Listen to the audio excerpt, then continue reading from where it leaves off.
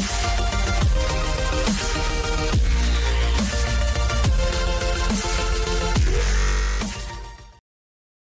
वालेकुम guys and welcome back. आज जो वीडियो स्टार्ट करने जा रहे हैं वो रिलेटेड है वीरे मटेरियल से।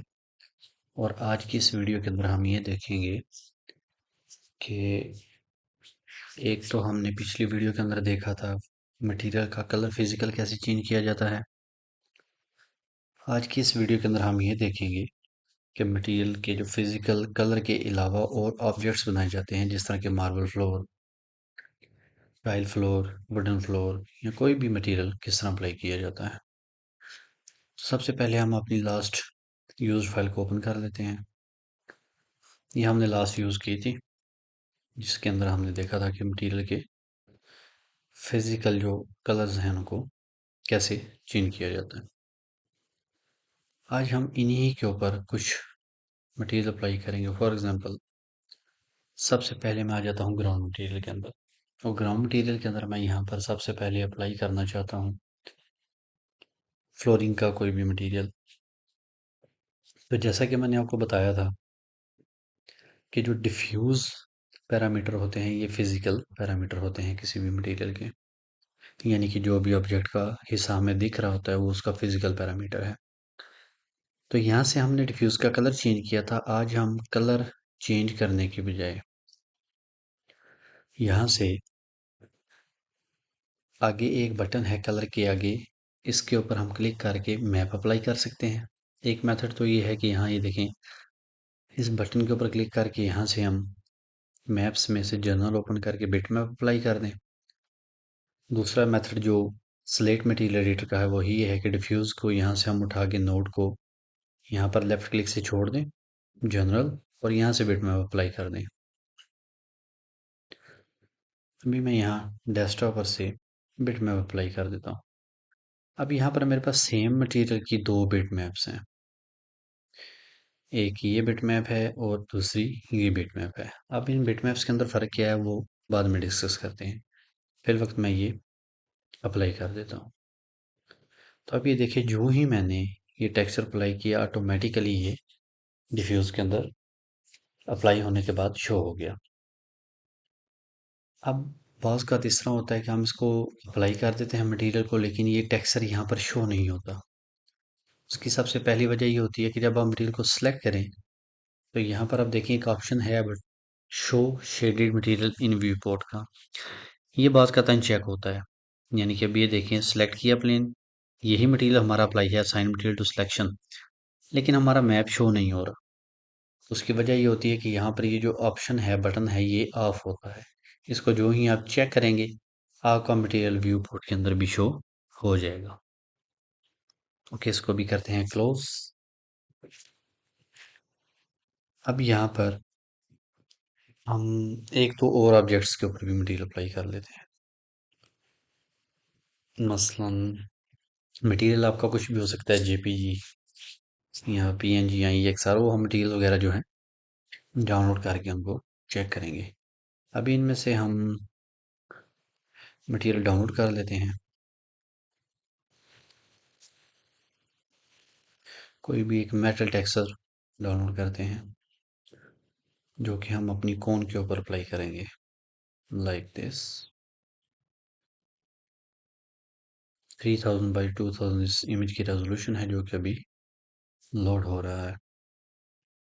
हमेशा याद रखिए कि मटेरियल जो भी इस्तेमाल करें वो हाई रेज के अंदर इस्तेमाल करेंगे, कि उसकी रेजोल्यूशन जो है वो हाई इस्तेमाल करें। उसकी रीज़न क्या है वो भी आपको मैं बता देता हूँ।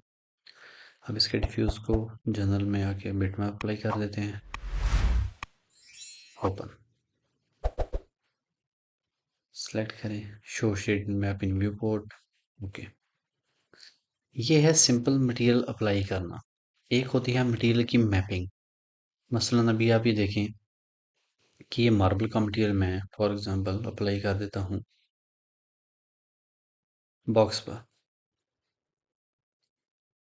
अब आप ये देखिए कि जो बॉक्स के ऊपर मैपिंग है वो थोड़ी डिफरेंट टाइप की है, यहाँ कोन के ऊपर जो मटेरियल वगैरह है इसकी डिफरेंट टाइप की है।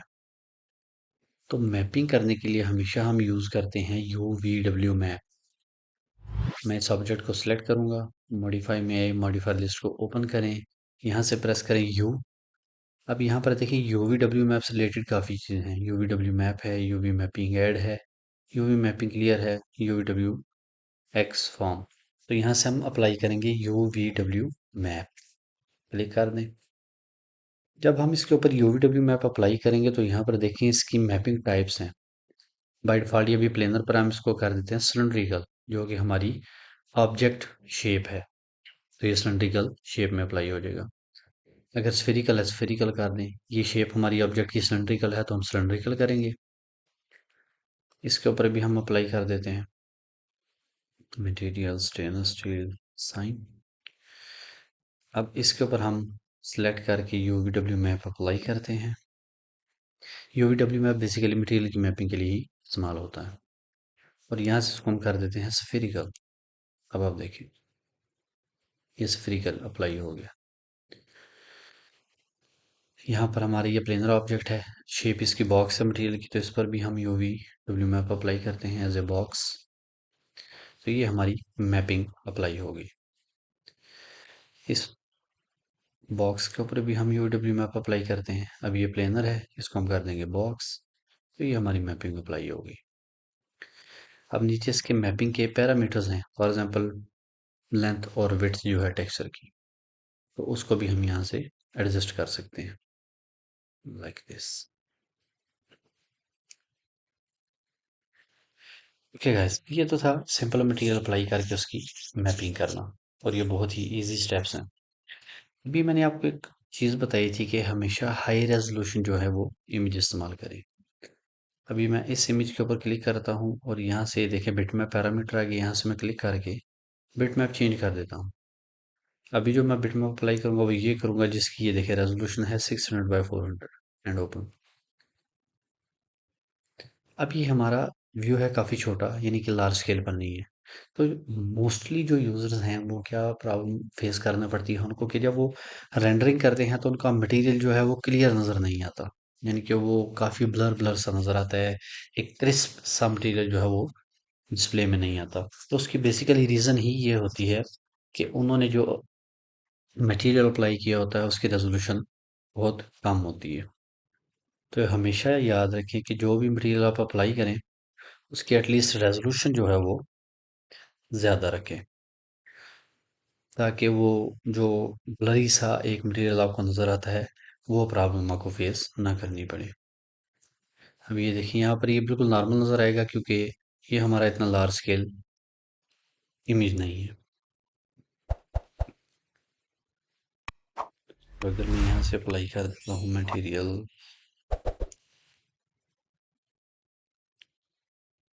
4000 बाय 3000 और इसको रेंडर कर लेते हैं, तो ये भी अभी देखने में सेम ही नज़र आएगा। लेकिन जब हम रेंडर करके इसके पैरामीटर्स चेंज करते हैं ऑब्जेक्ट के तो उसके अंदर काफ़ी ज़्यादा ही हमें डिफरेंस देखने को मिलता है। तो इन सिंपल वेज ये समझ लें कि हमेशा जो भी मटेरियल आप अप्लाई करें वो हाई रेजोल्यूशन टेक्सचर्स का अप्लाई करें। उससे ये है कि आपकी 3D की जो रेंडरिंग है उसका रिजल्ट काफ़ी अच्छा आएगा। ओके गाइस, आई थिंक आपको ये समझ आ गया होगा कि मटेरियल सिंपल डिफ्यूज के अंदर अप्लाई कैसे करते हैं। जो नॉर्मल मटेरियल हम स्टार्ट कर रहे हैं जिसके अंदर भी हमने सिर्फ डिफ्यूज अप्लाई किया है। इसके बाद अब इसके हम बाकी जो पैरामीटर्स है वो भी पढ़ेंगे, जैसे रिफ्लेक्शन के मैप्स हो गए, बम्प के मैप्स हो गए, ओपेसिटी मैप्स हो गए। इनको भी हम साथ साथ लेकर चलते जाएंगे। तो इससे रिलेटेड अगर आपका कोई सवाल हुआ तो नीचे कमेंट में ज़रूर कमेंट कीजिएगा, तो मैं आपको रिप्लाई करूंगा।